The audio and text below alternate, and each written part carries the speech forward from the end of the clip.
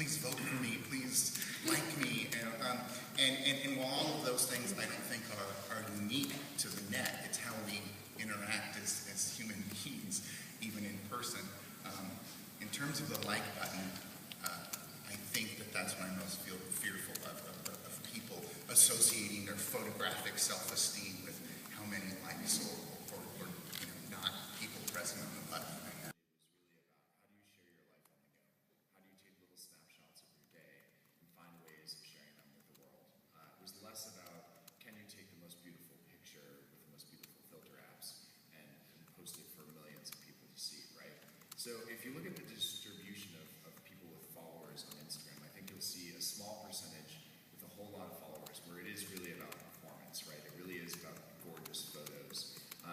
And my hope is that people feel at home in the long run on Instagram by sharing just about anything. And I even find myself recently worrying about whether or not the photo I'm about to post will get a certain number of likes. I know, like, in the first 5 minutes, if it doesn't reach a certain level, you take it off, right? But what I'll say is that I don't want that to be the case. What I want to be the case is for me to be able to, take as many photos as I want to share what's going on in my life and the world around us. Because you see different accounts, right? So one of our users, Foster Hunting, has 47,000 followers, and his account, he's literally just in a van going across the country. I wonder if he's here actually. That would be pretty awesome. And he's telling a story of his life as he goes, right? And it's not about likes for him, right? But we also have people who have 47 followers. This guy, Ben Ehringer, has this account where he documented the tornadoes over the last couple weeks in the Midwest. Some of the most moving images on Earth. And what I worry about in the long run, I think echoes what you were saying, is can we encourage people to keep taking those photos, even though it's not about the likes, it's not about social feedback. Can we help people discover people with 47 followers? Can we get the most today? Do you not have your phone on you or in your hand, right? So, to me, forget photography for a second. I think there's value in separating yourself from the digital world for a certain amount of time, because there is this constant buzz, whether it's a like notification coming in or a new friend request on Facebook or maybe a DM, right? You need to separate yourself for a certain amount of the day, I think, in order to give yourself that creative space. On Instagram specifically, taking photos, I think, actually helps you see the world around you in a very new way. I actually think since the advent of Instagram, people have looked at the world differently.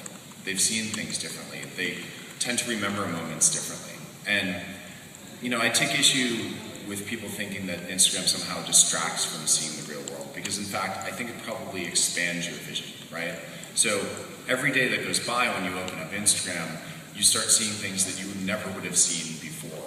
Everything from, nearly a year ago with the earthquakes in Japan, me opening up my feed and seeing the destruction that happened halfway across the world, to, my parents and my golden retrievers back home in Boston. Of course, I use Instagram because we made it, right? But what you see is Instagram spanning both generations and languages, right? So if you look around the world of the people using Instagram, it's a really broad distribution of backgrounds. And I think that speaks volumes to the medium, actually. The photos are a way of speaking without speaking. They're a way of seeing the world without speaking, right? So you can see all these different people using. I wouldn't argue that. I think that the power, the most exciting thing as a journalist, as an image maker, is somebody who feels they have a message and wants to share it with the world. Is the idea from analog to digital is ridiculously wonderful, because if I was lucky, I shot a picture for the Mercury News that went on the front page and 100,000 people saw it. Maybe that was the circulation, so maybe 10,000 people actually saw it. If I was lucky, the AP picked it up and maybe the New York Times wrote about it, and that could take days for that to happen. Now, I can post a picture right here, right now, and have a guaranteed potential of more. I have more followers on certain networks that I cultivated than there was circulation at my first newspaper I ever worked at. And I think that is an immense power and potential that we all have to share and tell our stories. So in terms of analog and digital, that's where I see the big, huge potential. I think it's, I say it all the time, but I think it's the golden age of storytelling. They're always going to be owned by you. worries me as services grow is people don't quite understand the terms of service. They don't understand privacy policies. And we've been working really, really hard over the last 3 months at fine-tuning those so that they're extremely clear to our users. So first off, I'll say that. Secondly is digital photos have this interesting quality where, you know, if they're on a disk somewhere and that disk fails, they're gone, right? It's almost like keeping a batch of photos in your house, and if you had a house fire, they're gone. The interesting thing about digital photos is replication and redundancy. So every photo that gets uploaded via Instagram actually gets replicated to multiple places around the world. So if Virginia were to fall into the ocean, God forbid, your images would still be around. And that's a really important part of Instagram's rich visual history that we're building. And I would guarantee you that there are more house fires every single day, or dogs that like to chew on photos, than photos get lost on, say, Flickr, right, on a daily basis. Now, you tend to hear about stories when a user's photos are deleted because they're really high profile and very rare events, and typically they're due not to machine error, but typically due to user error. I don't know why, but I want you, when you see one of my photographs, use Instagram because we made it, right? But what you see is Instagram spanning both generations and languages, right? So if you look around the world of the people using Instagram, it's a really broad distribution of backgrounds. As far as I'm willing to take you.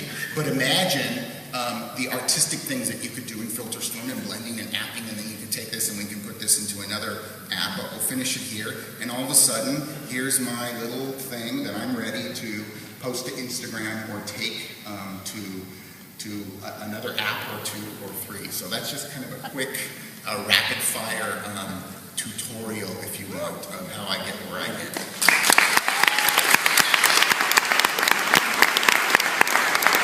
Some of you guys may or may not know, we've had this trend since the beginning of brands signing up for Instagram and using it to communicate something about either their brand or their products or their vision, right? And I'll name a couple of my favorites. I think Burberry does a fantastic job on Instagram, and if you don't follow them, you should. They give everything from behind-the-scenes shots at fashion shows to on-the-runway shots where they actually hired a top photographer, Mike, from Instagram and had him come to the London show and take photos up and down the runway. It was amazing to see.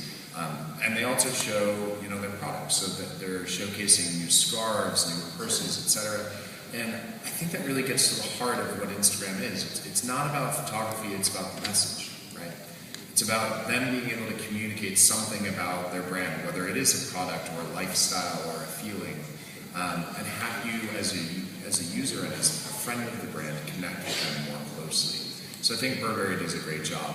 I think General Electric does an amazing job too. A brand that you wouldn't expect to see on a photo platform does a fantastic job posting gorgeous photos. You also have people like Audi, the car manufacturer, who just a few days ago actually announced a new model of the A3 via Instagram. I think these are the kind of brands that you see adopting new social media tools like Instagram, and they find that the visual medium allows them to express themselves in such a different way. So we have a whole list of them, and in fact, I think at some point we'll probably have a feature on the website to let people discover the different brands. But it's really inspiring to see that brands aren't just plastering Instagram with ads, but they're plastering it with valuable content that I actually really enjoy seeing. In fact, sometimes I wake up in the morning and I scroll through my feed and more than 50% of the photos are from different brands, and I find myself being totally entertained by that. And I think that speaks volumes to their concentration on producing high quality content. Now, Systrom, I think, I don't know why I'm always fearful of pissing people off.